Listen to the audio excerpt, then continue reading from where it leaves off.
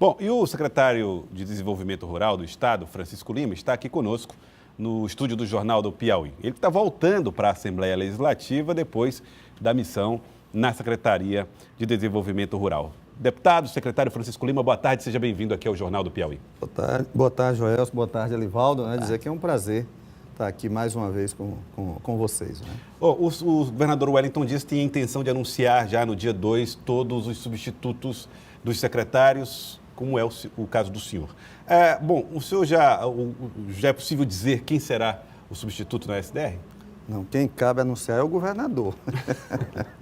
Quem tem juízo não pode tomar a dianteira do governador, mas o que ele já me adiantou é que deverá ser uma pessoa das que estão lá na nossa equipe. Essa, aliás, é uma orientação geral do governador. Patrícia Vasconcelos, Francisco tem a pretensão Chicão. de que seja alguém que já está, digamos, bastante alinhado no dia a dia para não haver nenhuma interrupção, não é? Tá certo. Então, essa é o que o governador me adiantou, mas cabe ao governador fazer o anúncio de quem será o nosso substituto. Vai que muda também, né, secretário? Pois mas você tem aí nomes aí prováveis, né? A secretária executiva, Patrícia Vasconcelos, está bem afinada na equipe lá do secretário Lima, da mesma forma como o coordenador, diretor do programa Viva o Semiárido, Francisco de Assis, o Chicão, muito conhecido, já exerceu até cargo em nível federal no Ministério do Desenvolvimento Agrário. Eu vejo assim como os nomes que são de maior visibilidade para a sucessão aí do secretário Lima lá, mas ele desde a última entrevista aqui não quer revelar, não quer dizer, fazer o quê, né? Mas eu acho que tá nesse rumo. Eu acho que é um dos dois. Está nesse rumo, viu, Elivaldo Barbosa? São dois fortes candidatos, com certeza. Já disse alguma coisa. Já disse alguma coisa. Bom, secretário, mas entre esses últimos atos foi entregue uma espécie de certificado a trabalhadores rurais num evento que aconteceu lá no Atlantic City. Como é que foi esse ato e o que isso deve mudar na realidade dos trabalhadores ou desses trabalhadores no estado do Piauí? Um dos projetos complementares que tem ação complementar à reforma agrária, que foi inclusive dirigida pelo Chicão e que o Chicão esteve na direção nacional em Brasília, é o crédito fundiário. E percebendo aí o sucesso desse projeto, nós fizemos todo um trabalho para que houvesse uma liquidação das dívidas dessas famílias da sua terra. Na verdade, toda e qualquer ação de assentamento só se considera bem-sucedido quando a família quita a sua terra. Então, na verdade, foram mais de 8 mil famílias que liquidaram agora, já no final do ano passado. Isso são mais de 200 mil hectares de terra que agora a família diz, olha, eu agora sou dono da minha terra.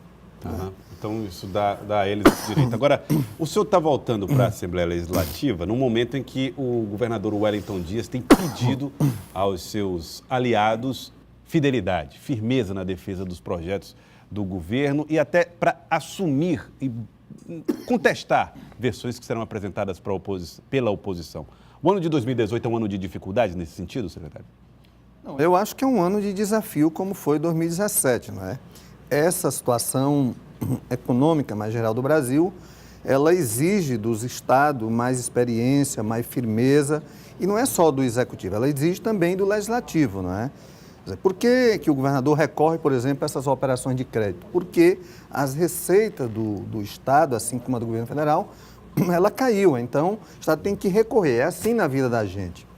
Infelizmente, às vezes há um teatro muito grande da oposição, acho até que alguns não passaram pela escola de teatro e aí ficam fazendo teatro, querendo botar na cabeça das pessoas de que houve desvio. Não tem nada com desvio, coisa nenhuma. Primeiro que isso foi uma prática muito comum. Qual é o desvio que tem de uma obra que era feita lá no município X, de repente o prefeito ou uma liderança consegue uma emenda e agora já não pode mais ser naquela rua um calçamento. E aí é colocada numa outra rua ou num outro município. Isso não tem nada de desvio. Então, isso, na verdade, o que tem é teatro. Isso, na verdade, é um crime que a oposição está fazendo, não é contra o governador Wellington, é contra o povo do Piauí. Mas quem abasteceu a oposição? A oposição está falando isso baseado num relatório técnico do Tribunal de Contas. Não, eu acho que há duas questões aí que precisam ser vistas. Primeiro, é um relatório preliminar. Então, que ele precisava ser entregue à Assembleia e não entregue logo para outros. Deixar o governo fazer a justificativa. Então, na verdade, foi vazada a informação antes de ter aí, digamos, uma justificativa do governo. Lembremos que a Assembleia, que o Tribunal de Contas é um órgão auxiliar da Assembleia. Portanto, eu creio que não tem uma orientação da direção do TCE, mas eu acho que não deveria ter feito isso. Não há nenhum problema em investigar, em abrir qualquer tipo de investigação. Aliás, é uma obrigação tanto da Assembleia como do Tribunal de Contas, não é? Mas eu acho que precisa ser. Agora, a outra é o teatro que se faz com uma informação. O relatório, se você for analisar, parágrafo por parágrafo, você vê que não se sustenta o conjunto dos parágrafos que tem lá. Então, não está acusando, não houve desvio de dinheiro, não houve desvio de recurso. Não, esse recurso aqui era para fazer uma estrada ou um calçamento ou um asfalto e ele agora foi botado na conta de A ou de B de C. Não foi isso que aconteceu. Não é isso que está acontecendo. Bom, mas agora eu queria falar com o senhor, secretário Francisco Lima, a respeito da situação que envolve o ex-presidente Lula. O fato vai a julgamento lá no STF, o habeas corpus, pedido de habeas corpus para proteger o ex-presidente de uma eventual prisão após condenação em segunda instância. Como é que isso tem mobilizado o Partido dos Trabalhadores, as lideranças do partido, e o que o senhor acredita que deve acontecer no STF? Primeiro, o julgamento do presidente Lula é um julgamento político, não é um julgamento jurídico. Então, eu não arrisco mais nada. O que o Partido dos Trabalhadores decidiu nós vamos trabalhar em duas frentes. O primeiro é um embate jurídico que cabe aos advogados.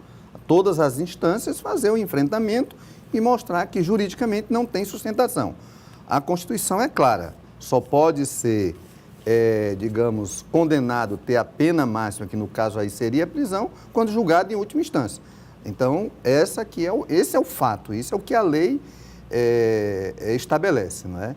Agora, do ponto de vista político, o que o Partido dos Trabalhadores está fazendo mantendo o nome do presidente como candidato, como pré-candidato a presidente da República. Mas o partido aposta da candidatura do ex-presidente Lula, considerando esses embaraços jurídicos, deputado? O candidato do Partido dos Trabalhadores é Luiz Inácio Lula da Silva. Mesmo que seja preso, nós vamos entrar com o pedido de registro da candidatura do presidente Lula, porque acreditamos na sua inocência e porque achamos que mais cedo ou mais tarde alguém há de reconhecer de que está sendo cometido um crime político contra o presidente que mais fez por esse país e pela maioria da população. Aí vem algumas críticas. Muitos partidos da esquerda estão dizendo que o PT acha que só há esquerda com o PT, que Lula virou a única liderança da esquerda, e aí tem até um comentário jocoso do ex-ministro Ciro Gomes, diz que o presidente Lula é como uma mangueira, embaixo dele não nasce nada. O que seria, como é que o partido, e alguns desses partidos até esperam o apoio do PT nas eleições de 2018, como é que vocês encaram essas observações? Primeiro, o PT sempre dialogou com o conjunto das esquerdas, mas as pesquisas mostram aí quais dos outros candidatos chegam aí a 35%, 38%, 40%. Nenhum outro. Nós até torcíamos para que tivesse nomes também nesse mesmo patamar. Não é? Num eventual segundo turno, se tiver um outro nome que não seja golpista, que tenha um projeto de desenvolvimento para o Brasil, que não seja entreguista, e o nosso candidato for derrotado, nós vamos estar junto com quem quer que seja. Que é um entreguista? Não, os entreguistas são aqueles que tramaram, que fizeram o golpe, que tramaram o golpe, um golpe do Congresso, que hoje que estão colocando à venda o pré-sal, que colocam tudo que é facilidade para o grande capital, sobretudo o capital internacional. Mesmo essas siglas estão, algumas delas, até no palanque aqui do governador Wellington Dias? A lei eleitoral atual, na medida que ela permite coligações separadas do nacional para o estadual, ela permite isso, na verdade. Ela permite, mas não obriga. Né? A partir de 2020, quando acabam-se as coligações proporcionais, fica muito mais fácil, não é? Você fazer esse debate de forma mais isolada nos estados. Eu acho que hoje a lei eleitoral ela é extremamente digamos, casuística, não é? Então, ela termina favorecendo a esse tipo de aliança. Não só da questão federal para o estadual, mas também para os municípios. Às vezes, você tem ideologicamente partidos que têm posições antagônicas num nível, mas quando chega no outro, eles são aliados. Eu acho que com o fim das coligações, com a criação de outros mecanismos, o debate passa a ser mais programático e às vezes até mais ideológico. Isso não é incoerente, assim, porque a lei ela autoriza, mas não obriga. Uma escolha que os partidos fazem de estar juntos ou não. Esse é um debate que eu acho que é muito programático. Não dá para se dizer mais, porque virou uma salada. Eu cada vez mais acho que a estratégia e a regra para a aliança ela tem que ser uma regra programática. O que você defende e o que eu defendo. O que é que a gente tem afinidade e o que é que nós temos divergências. Então, para ir poder afinando as ideias. Como está hoje, é praticamente impossível, até porque é uma verdadeira fábrica de partidos. Então, os partidos eles viraram grupos ou instrumento de determinados grupos que não têm, às vezes, nada com a questão ideológica. Então, o que eu acho que tem que fazer um ajuste é na lei. E é por isso que nós, inclusive, defendemos que já agora na eleição de 2018, a nível proporcional, nós possamos ter, inclusive, uma chapa que a gente possa sair sozinho para poder facilitar esse debate. Essa tese tem crescido na base governista. Você acha que essa vai ser a tendência mesmo? Não só o PT, como outras agendas também? Nós estamos fazendo o debate e, ao que parece, outros partidos também passaram a compreender a importância que isso tem nessa eleição, agora já de 2018, já que em 2020 a lei já estabelece isso. Então, o que nós estamos querendo é só antecipar um debate, é projetar novas lideranças, é fazer essa discussão, digamos, mais programática, pelo menos a nível proporcional, já que não é possível a nível majoritário. O senhor acredita que essa estratégia é melhor, por exemplo, para que o Partido dos Trabalhadores alcance com maior quantidade parlamentares a fazer a legenda, o mínimo para... Matematicamente, nós também avaliamos isso como uma coisa positiva. O PT tem aí cerca de 25 nomes que pleiteiam uma candidatura. E isso, gente que foi candidata a prefeito, ex-prefeito, ex-deputado, deputado. Então, isso ajuda o partido a crescer e a se consolidar. Então, por isso que nós somos defensores aí dessa tese. E outros partidos também já começam, ouvimos agora o próprio PR já fazendo referência a isso, já ouvi gente do PP, já ouvi gente de outros partidos. Então, isso é sinal de que o debate está sendo positivo. Então, esse é o papel dessa discussão pré-eleitoral. Cada um defende a sua tese e, ao final, a gente vai vendo qual é o caminho mesmo a ser traçado. O debate, por si, ele é uma coisa extremamente positiva, porque ele faz todos amadurecerem, até os que são contrários. Tá certo. Para finalizar, secretário, eu gostaria de perguntar para o senhor, porque houve um caso de denúncia de violência contra quebradeiras de coco. Elas estavam sendo impedidas de entrar em algumas regiões. O coco-babaçu é uma atividade extrativa, portanto, você precisa fazer a extração do coco-babaçu. E houve registros de violência, inclusive de ameaças de morte. Como é que vocês estão acompanhando e cuidando destes casos? Pois houve um ato agora, digamos, de desagravo no dia 17, convocado aí pelo MIC-CB, mas pelo um conjunto de entidades.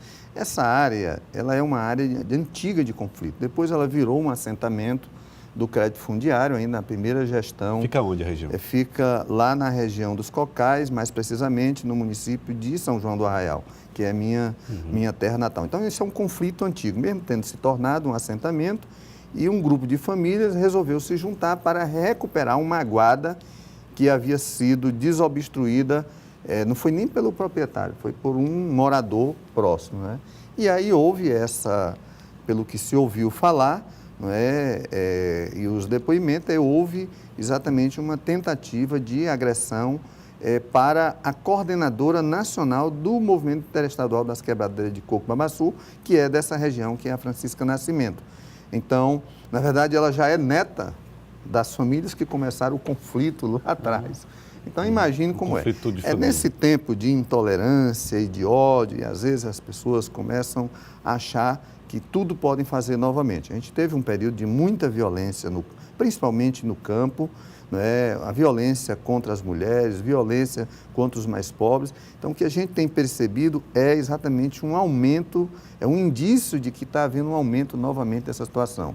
Eu espero que a Justiça e que a Polícia ajude a corrigir isso, tanto para não deixar para corrigir só depois que alguma vida seja ceifada. Eu acho que essa é a questão.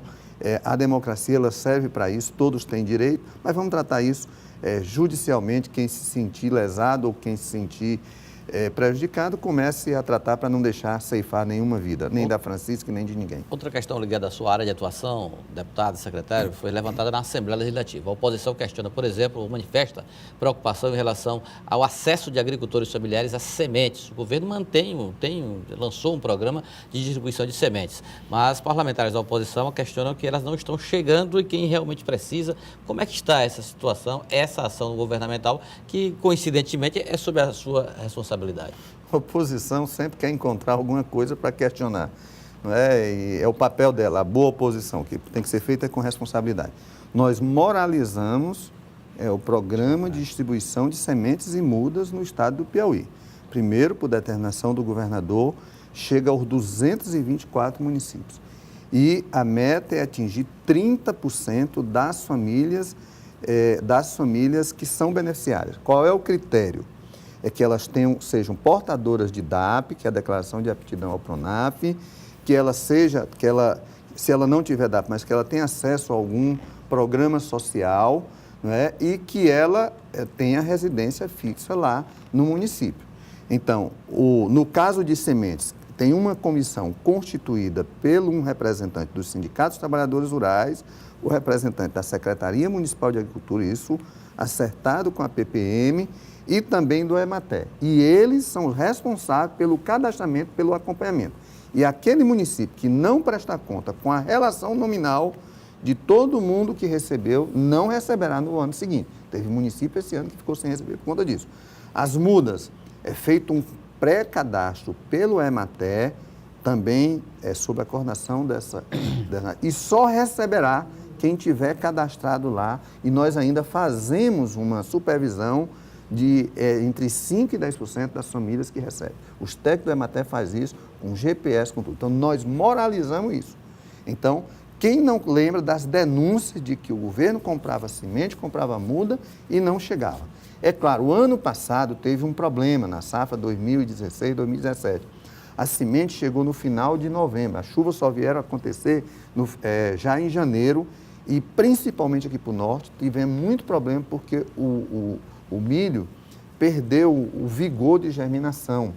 Então, aí, este ano, a projeção era de que ia retardar um pouco mais. Então, chegou até um pouco depois, mas em algumas regiões, mas não foi em todas. Mas todos os municípios receberam e cerca de 50 a 60 mil famílias receberam sementes. Eu queria agradecer o secretário Francisco Lima, secretário de Desenvolvimento Rural, que sai da secretaria, volta para a Assembleia Legislativa, onde assumirá de novo como deputado estadual. Secretário, muito obrigado pela presença aqui no Jornal do Piauí. Nós é que agradecemos. Muito obrigado.